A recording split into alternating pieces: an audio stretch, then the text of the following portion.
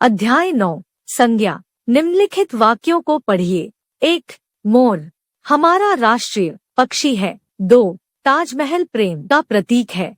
3. यह आगरा में स्थित है। 4. महात्मा गांधी सत्य और अहिंसा के पुजारी थे।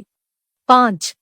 ईमानदारी से काम करो। इन वाक्यों में काले मोटे शब्दों पर ध्यान दीजिए। ये शब्द किसी प्राणी, व्यक्ति, वस्तु, स्थान या भाव के नाम है। ये नाम संज्ञा कहलाते हैं। किसी व्यक्ति, प्राणी, वस्तु, स्थान या भाव के नाम को संज्ञा कहते हैं। संज्ञा की पहचान। वाक्य में संज्ञा की पहचान 2 प्रकार से की जा सकती है। संज्ञा पद के बाद परसर्ग ने, को, से, के लिए, में, पर आदि आ सकते हैं, जैसे राम ने, राम को, श्याम से, लड़के के लिए, चाकू से, थैले में, मेज पर आदि। संज्ञा पद के पहले विशेषण का प्रयोग हो सकता है, जैसे अच्छा लड़का, काला घोड़ा, छोटी मेज आदि। परसर्ग या विशेषण न होने पर भी संज्ञा की पहचान व्यक्ति, वस्तु, स्थान या भाव के नाम के कारण की जा सकती है, जैसे 1. मोहन जाता है। 2. वह फल खाता है। संज्ञा के कार्य। वाक्य में संज्ञा पद कर्ता, कर्म, पूरक, करण, अपादान, अधिकरण आदि कई कार्य करता है, जैसे 1. मोहन सो रहा है, कर्ता के रूप में। 2. वह पत्र लिख रहा है, कर्म के रूप में। 3. राजू विद्यार्थी है, पूरक के रूप में। 4. उसने चाकू से सेब काटा, करण के रूप में। संज्ञा के प्रकार। संज्ञा के 3 प्रकार माने जाते हैं। 1. व्यक्तिवाचक संज्ञा। 2. जातिवाचक संज्ञा। 3. भाववाचक संज्ञा। जातिवाचक संज्ञा, व्यक्तिवाचक संज्ञा, भाववाचक संज्ञा। संज्ञा। 1. व्यक्तिवाचक संज्ञा। जिस शब्द से किसी विशेष व्यक्ति, वस्तु या स्थान का बोध हो, उसे व्यक्तिवाचक संज्ञा कहते हैं, जैसे अटल बिहारी वाजपेयी, साइना नेहवाल, जवाहरलाल नेहरू व्यक्तियों के नाम। रामायण, लाल किला, हॉकी, ताजमहल वस्तुओं के नाम। त्रिवेंद्रम, लखनऊ, दिल्ली स्थानों के नाम। 2. जातिवाचक संज्ञा। जिस संज्ञा पद से किसी वर्ग के सभी प्राणियों, वस्तुओं या स्थानों का बोध हो, उसे जातिवाचक संज्ञा कहते हैं, जैसे आदमी, शेर, पुस्तक, नदी, पहाड़ आदि।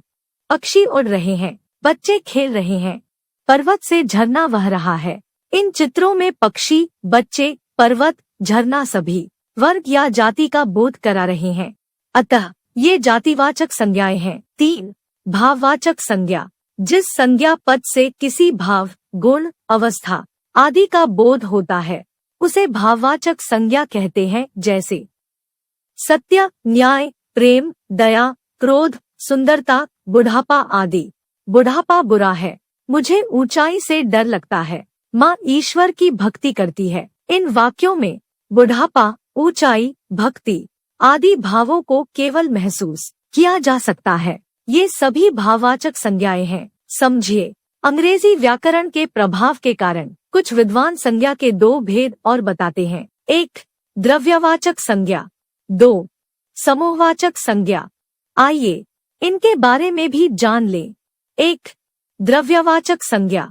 जो संज्ञा पद किसी द्रव्य, धातु आदि का बोध कराते हैं, उन्हें द्रव्यवाचक संज्ञा कहते हैं, जैसे सोने से आभूषण बनते हैं, मैं गेहूं खरीदता हूँ, लोहा भारी होता है, दूध से पनीर बनता है, तेल गिरा दिया। 2.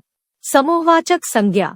जिन संज्ञा पदों से वस्तुओं या प्राणियों के समूह या समुदाय का बोध होता है, उन्हें समूहवाचक संज्ञा कहते हैं, जैसे सेना परेड कर रही है, पक्षी समूह गा रहा है, कक्षा में 50 बालक है, जुलूस निकल रहा है।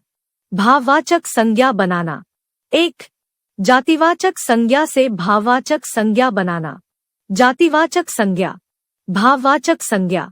बुढ़ा, बुढ़ापा, कवि, कवित्व, देव, देवत्व, युवा, यौवन, मानव, मानवता, माता, मातृत्व, मित्र, मित्रता, दानव, दानवता, ठग, ठगी। 2. सर्वनाम से भाववाचक संज्ञा बनाना। सर्वनाम भाववाचक संज्ञा सर्व, सर्वस्व, मम, ममता, पराया, परायापन, निज, निजता, निजत्व। 3. विशेषण से भाववाचक संज्ञा बनाना।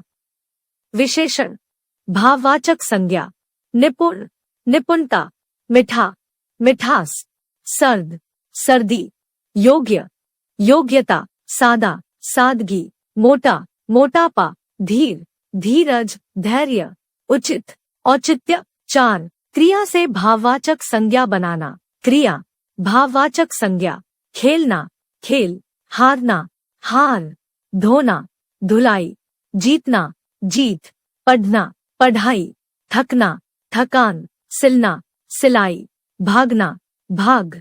आपने पढ़ा और समझा। संज्ञा का अर्थ होता है नाम। किसी व्यक्ति, वस्तु, स्थान या भाव के नाम को संज्ञा कहते हैं।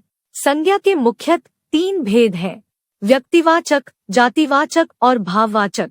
अंग्रेजी प्रभाव के कारण 2 भेद और माने जाते हैं: द्रव्यवाचक और समूहवाचक। जातिवाचक संज्ञा सर्वनाम, विशेषण तथा क्रिया से भाववाचक संज्ञा